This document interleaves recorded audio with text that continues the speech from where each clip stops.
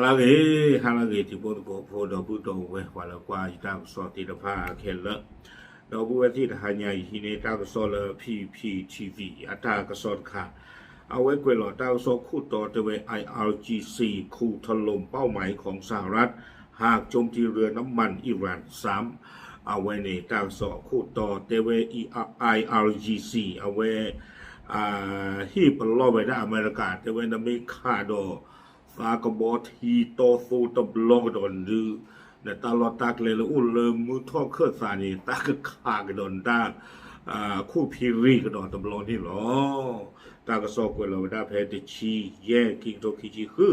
แพ้วอคอนาริดิชีโคปันนี่นี่หรอแพ้พวกวินนี่เป็นหน้าคูบ้าตากระสอบอเมริกาข่าวเวอิหร่านอากบอทีโตฟูที่ไม่เสกเนาะตาบลอนี่เด้อจะเวกบอทีโตฟูไม่ในเลกีตสีกิกตสีนอนปูเลยเนาะตาบ้าอุตองไว้ได้เลยป้อเล่ปูจิจานี่เนาะอาคูตาตอนนี้ครอบรู้เลยตาบลอนี่อาคูเอาเวอิหร่านว่าเตปรีอเมริกาเนี่ยไม่ขาดตาบลอเนี่ยตาก็ยานาพันนี่ก็หรอเดินมาบ้าไปเลยอิหร่านเนี่ยตาเนี่ยขาดกว่ากบอทีตบลูกไม่ลิจิเลยอาคูดาว่าขาดนักกินตาเนี่ยคือจวาจานี่เลยตากซ้อนในกวยว่าได้สุเมียจะไปได้เลย IRGC เนาะเลยอยู่ก็ไปได้กองกำลังการปฏิวัติอิสลามเนาะกองกำลังพิทักษ์การปฏิวัติอิสลามของอิหร่านเอาไว้กระตุกปาพลาท่อไว้ได้เลยมือท่อเคลื่อนสาตาลอนี่กบ้าตาขาออกครอบครัวอเมริกาไม่ขาดดอกอาคูเวที่ผ้าอากบอทีโตโซตบล็อกดอกเนาะเอาไว้นี่ไม่ไว้ได้ปกติที่มาตาหูตาเรตบล็อกดอกเลยอิหร่านปาพลาท่อไว้ได้อัตราฮิบล็อกดูจิเรกันละนี่หรอตั้งซ้อนในกวยว่าสุเมียเทวดาแถลงการของ IRGC ระบุว่าการโจมตีใดๆต่อเรือบรรทุกน้ำมันและเรือพาณิชย์ของอิหร่านจะนำไปสู่การโจมตีอย่างหนักหน่วงต่อหนึ่งในศูนย์ปฏิบัติการของสหรัฐในภูมิภาครวมถึงเรือของศัตรูเพียงหนึ่งวันหลังจากที่กองบัญชาการกลางของสหรัฐเซ็นคอมโจมตีเรือน้ำมัน2 ลำของอิหร่านในอ่าวโอมานจนสิ้นสภาพเนาะกวยไว้ได้จิจาอีเจไว้ได้ IRGC อัตราฮิบลอนี่เด้อเนาะเอาไว้ได้เจไว้ได้เลยตากอตาเคเมเกโรบ้าพูซาดอสากบอทีโตโตเมลีสากบอทีโตตาโพตาลีที่ภาพเมลีเนาะแล้วโอเลปอเล่ปูที่ภาพนี้ตากขาก้ากระจีอเมริกาอัตลอตากเลเนาะอุตบลุตัวยาเดวดานตะลูกูกีตาตะเลเนี่ยบากอตัวเดียวเราอุปตัวเลยตาที่ยาเลยจ่อเดวดาเอาไว้นี่เนาะตาฮิปโลดใครนี่เด้อเกณฑ์เอาไว้ได้ตาเทตโซลและอเมริกาข่าวไว้ได้อิหร่านอากบอทีโตโตคีบีเนาะเลอูไว้ได้เลโอมานตะบูดิจีเลโอมานเกิร์นี่บ้าเนาะตาขาดบลอนี่เด้ออยู่สุตาตัวเดวดาเลยจนสิ้นสภาพเนาะคอมยอนี่ฮาววอกุยเวเลเวกีเวตตีละบ้าคีบีเลยนี่หรอเอาโคตาตอนนี้เด้อเอาไว้ในไม่ไว้ได้อเมริกาตาหูตาเลยนะคะเลดูสาท่อเวด้าอิหร่านดูมือนี่หรออุบลในกวยเวลาขณะที่อิหร่านตอบโต้ด้วยการยิงขีปนาวุธโดรนและส่งเรือเล็กเข้าโจมตีเรือพิฆาต3 ลำของสหรัฐแต่ไม่มีรายงานความเสียหายเนาะกองเรืออเมริกาข่าวไว้ได้อิหร่านอากบอทีโตโตคีบีตบลอนี่อิหร่านนักกินนกก็เนี่ยมาก้าวไว้ได้หรอ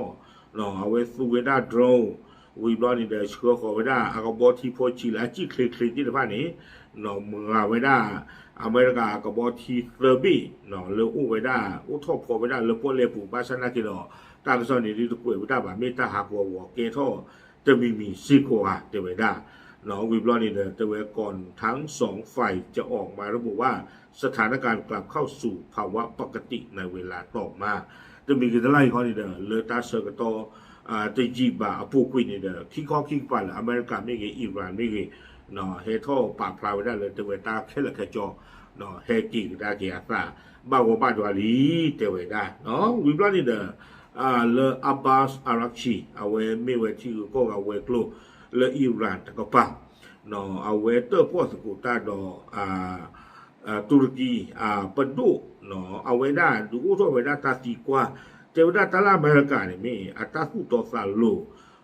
เริ่มพอคู่มีโอเจียเจวดาเนาะว่าการยกระดับความตึงเครียดระลอกล่าสุดของกองกำลังอเมริกันในอ่าวเปอร์เซียและการกระทำหลายครั้งที่ละเมิดข้อตกลงหยุดยิงเพิ่มความสงสัยถึงแรงจูงใจและความจริงจังของฝ่ายสหรัฐในการแก้ปัญหาด้วยแนวทางการทูตเนาะเอาไว้เจวดาเลยอเมริกันแม้แต่ตู้ต่อสารโลเริ่มฟอคนไม่โอ้จ่าบ้ามนึกว่าแต่ละกายตัวคู่เกวดาเลเปอร์เซียพวกเล่นี่ดับเบิลบลอดเจวดาเนาะอาโคตรตอนนี้เลยไม่ตามากับมาไว้ได้ตาประตูตาขาตาเบลที่เดือผ้าเนาะอาโคตรตอนนี้เจวดาไม่เปิดขึ้นหรอกว่าเชตาเกโกลาเกลตาเลโกคิบีเนาะเลสปอยคู่ตาเกไม่กับซีจีตอนคราวนี้ช่วงนั้นตุรกีหรืออาจจะเชิญได้แต่สิบ้าเราอุดาเนี่ยคือขีกาก็ขีเป็นนี่เนาะเลิกกับบ้าเตอร์ป้อนลูซาวิบล้อนี้คุยไว้ได้ก่อนหน้านี้สหรัฐส่งข้อความผ่านเอาวินาสุส่งข้อเสนอผ่านปากีสถานเพื่อขยายข้อตกลงหยุดยิงและเปิดทางให้เกิดการเจรจายุติสงครามในตะวันออกกลางอย่างเป็นทางการเนาะเอาไว้ได้ผู้กุยหรืออเมริกา